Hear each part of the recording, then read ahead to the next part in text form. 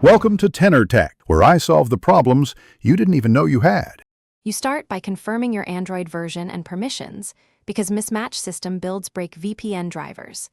Download a reputable VPN from Play Store or sideload a signed APK and install it now. Once done, open the app and create or sign into your account. Make sure you use a secure password. Next, grant only the required permissions.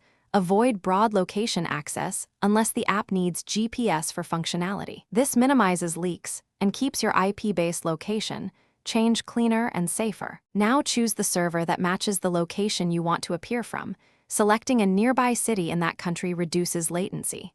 Before connecting, open Settings and turn on the kill switch and DNS leak protection to prevent your real IP from leaking during drops. Then pick a protocol. WireGuard for speed or OpenVPN for broad compatibility. Switch if you hit issues.